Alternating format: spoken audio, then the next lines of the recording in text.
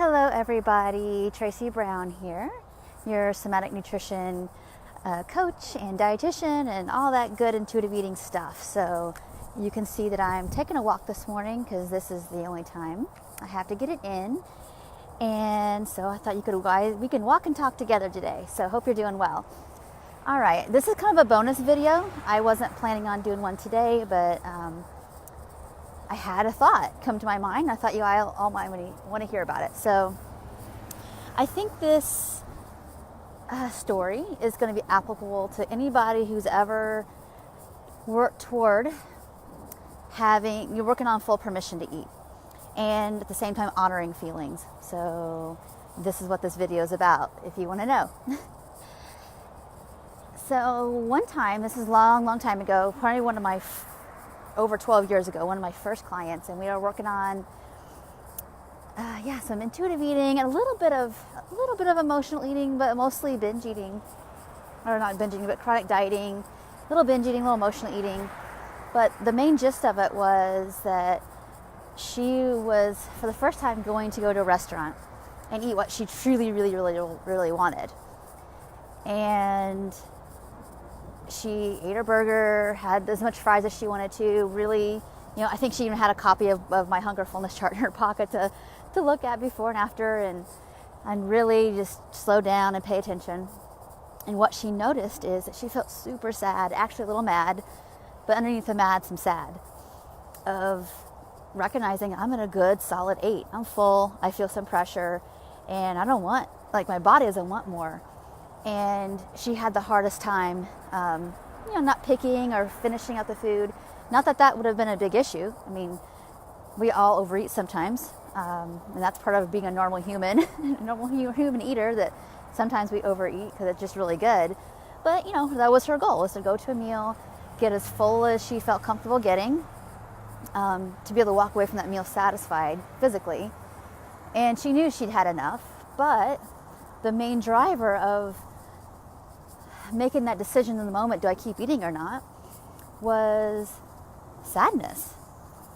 And she wasn't sure why she was so sad and frustrated, and so she came to our next session with me, and we just talked a lot about that, of what feels sad about being full of something that I know it's been a long time since you ate it, but what does that mean for you? And really, she hadn't had a plate, went to a restaurant, ordered what she really wanted, who knows how long, maybe years, maybe more than a decade, who knows how long, and able to either stop when she was full or order something she totally didn't want and not be satisfied.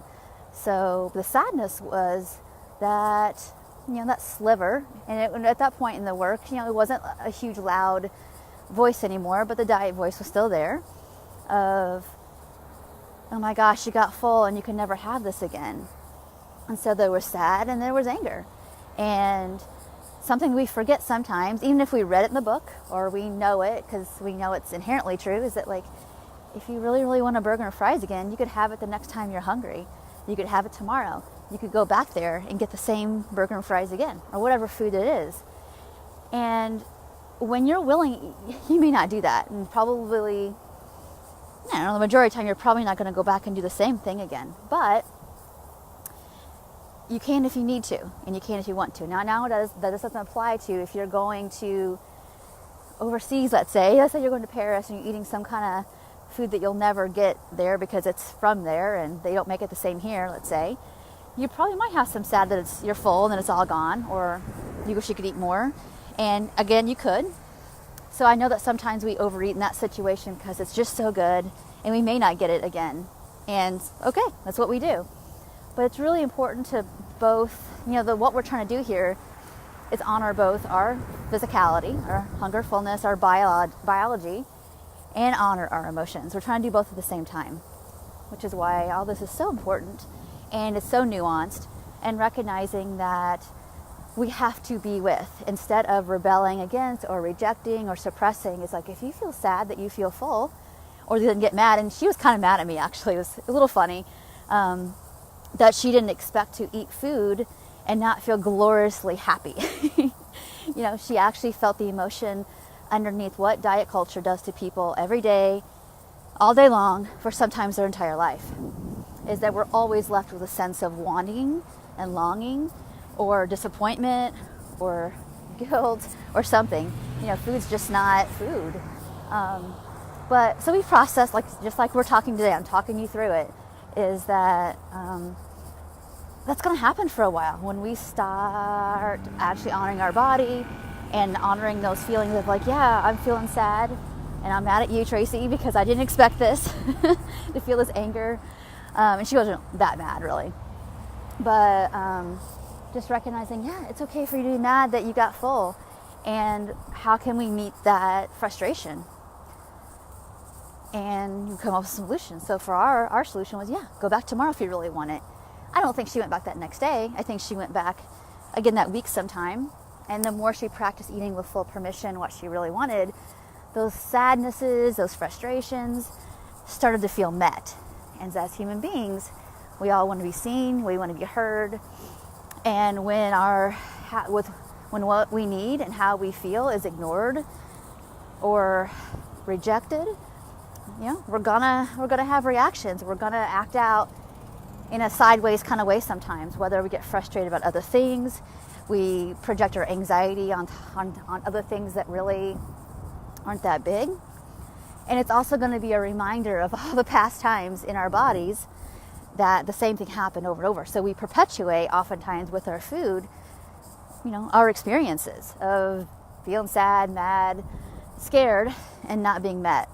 So what is such the beauty and the gift of intuitive eating is to not only learn how to, satisfy your physical needs in terms of hunger and fullness, and letting yourself have foods you haven't had in a really long time, and learning how to trust that they're not magical foods.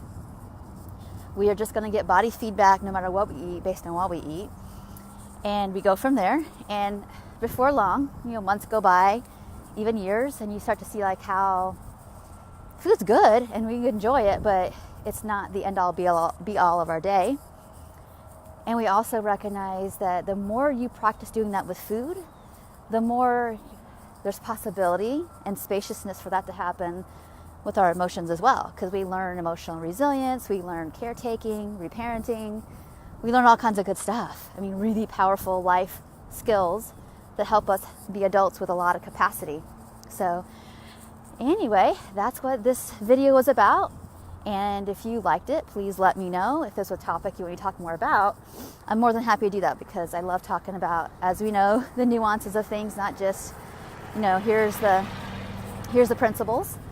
So anyway, I hope you have a great day. Tomorrow's Friday, so I'll be doing Q&A. If you have questions, please leave them in the comments below, and I will answer them and get to it. So we have a few questions ready, queued up, one or two, I think. So I'd love to have more to go through. And I hope you have a great day. And if you can get outside, do that. It's good for your sensory. It's good for just moving some of that adrenaline if you have some out of your body. It doesn't have to be extreme. I'm barely walking. It's really slow. But it just feels good. And, I know that I'm not in a super cold climate right now, so I can do this with no coat on. But even get your coat on and just walk around outside a few seconds if you can.